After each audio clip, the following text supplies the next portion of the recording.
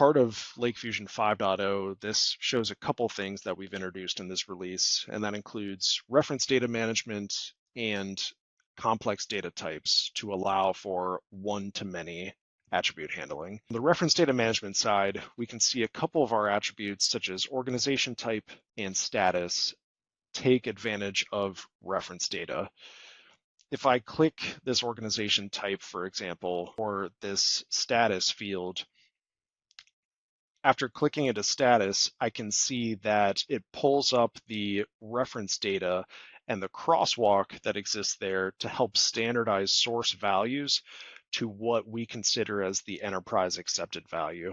So you're not just accepting any data coming into your golden record, you're setting up what could be coming in and matching it to only a valid value. So in this case, our valid value or our enterprise accepted value across systems is the string active, and one of our source could contain just A, or another source could contain just Y. And we can see here, as well as right here, that the source that this came from had the value A, and it was standardized to active.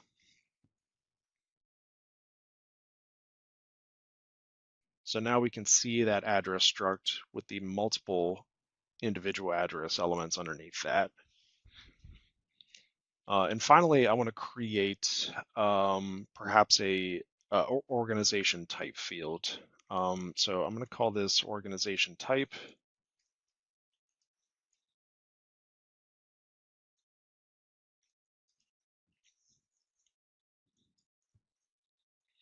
And I want this to be tied to a reference entity. I have our organization type entity here. I'm selecting what attribute I want the values to be the output of. So in this reference entity that I'll show you in a bit, I want the enterprise value to be the value that would show up on the golden record profile. And I can create that attribute here. So how did we create that reference entity? Let's go back a step. And then similar to how we created that master entity there, we can do the same thing by going to create entity. And let's call this test organization type to replicate what I did earlier. So test organization type. And this will be a reference entity this time. Flat reference data. And we can choose between storing this reference data in Lakebase or Delta table, which we recommend Delta for reference data. Again, you can give this a little bit of flavor if you want, change the color of this. And then once you click into that, you can add the attributes here. And the attributes you can consider as your crosswalk for standardizing source data coming in. So I always give our valid value, or maybe the enterprise accepted value attribute first. And this will be treated as our primary key of this table.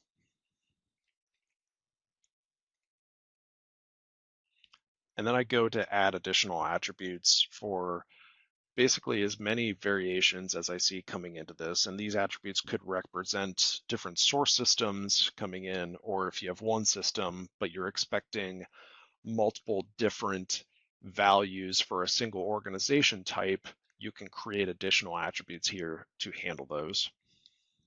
So I'll call this source value 1,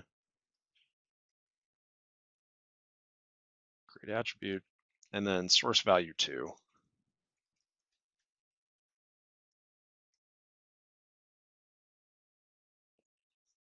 And it's as simple as that.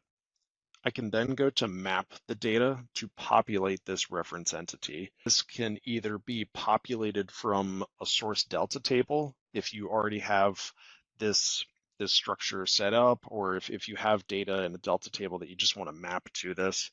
For example, I created a delta table in Unity Catalog and like a bronze layer that has the organization types that I want to load into this reference table. So instead of doing it from scratch here in the UI, which we do support, I can create a job that will load that data in. So I'll create this dataset mapping here. I have a source dataset called reference organization type. And before I create that mapping here, I'll just show you exactly what that looks like. If I go to datasets, I've added a dataset already on a previous step.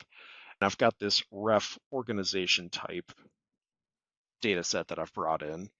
And I've gone to the data tab here, and you'll see that I just have two columns, enterprise value and source value, populated right here.